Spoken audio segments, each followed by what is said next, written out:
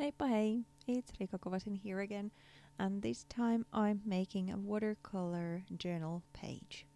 It's somewhat similar materials than with the Easter card, at least in the beginning, but then it gets different altogether. Let's get started. Like so often, I'm using a Fabriano A4 sized cardstock as my base. So I'm starting with a different piece of material and then I'm adding it to my journal later on. This time I'm creating a stripy and a solid background using watercolors. So the start is somewhat similar than the February journal because I wanted to echo that design in a way but with a different medium because then the outlook is totally different. So I'm first using wet on wet, adding watercolors to wet paper and letting them pool.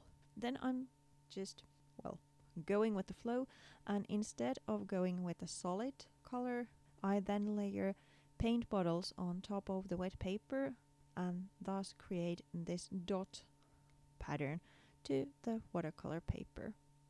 It takes a little bit of drying time that way, but the outlook is quite fun. Then I'm turning my attention to the stripy pattern.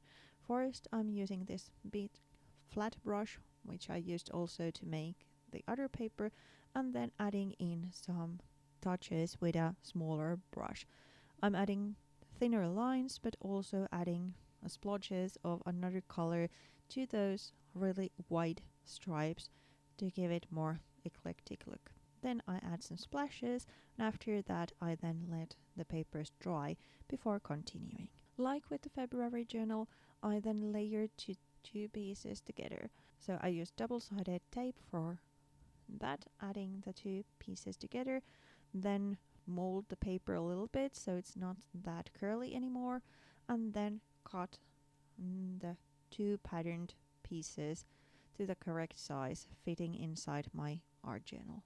Don't throw those leftover pieces away, by the way, because I'm using them here as well, but they are perfect collaging materials for, let's say, mixed media cards or start of another art journal page.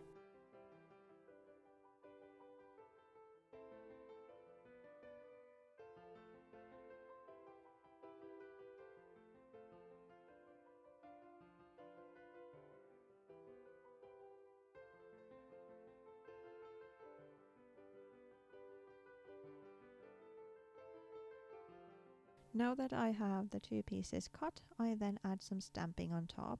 First, I'm using this just text stamp to stamp texture here and there, and I'm using black ink. That's really my go-to. And I'm going over the seam, as you can see, treating them in like a one piece of paper even though there's two. Next, I'm then using this circle ruler kind of thing and a black paint marker and drawing some circles here and there. After I've then drawn, it looks, a little bit just odd in a way. So instead of just leaving them like they are, I add some scribbles around each circle. I'm just quoting some lyrics actually there, but you can't really tell because I alter my handwriting so it's more like scribbles than actual words. But still, there's words, so there's a rhythm of the words, if you know what I mean.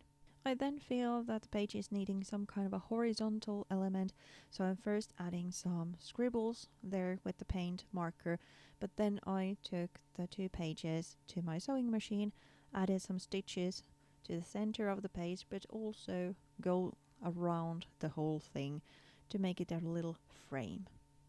Then I'm attaching the pieces to my journal using double-sided tape.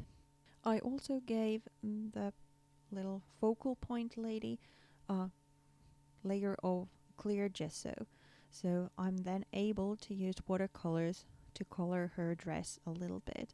I'm not going for this really hard color because I could have used acrylics on top of the sleek surface, but I wanted to use the same colors I already had going, so the watercolors, so the gesso layer is needed because otherwise the colors just pool.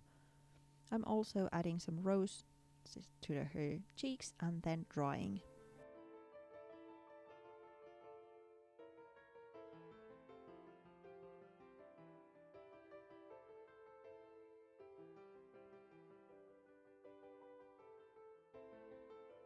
After drawing, I then add some visual texture using a white paint marker this time, and then I'm hiding the really strong cut edge in a piece of the background I trimmed off, and I'm just using foam tape to adhere then her and her new color to the background to give it a little bit more height and dimension. I then went to my leftover drawer and chose some elements going with the color scheme from there, and I'm now attaching them, just giving those little treats for the eye to follow. So a couple of labels here and there, some butterfly wings for her, and then some blooms. Some of those are stickers, and some I then use craft glue to adhere to the page. As a finishing touch, I then add some journaling using some text stickers and finish with some paint marker doodles. After that, the spread is done. Thank you so much for watching.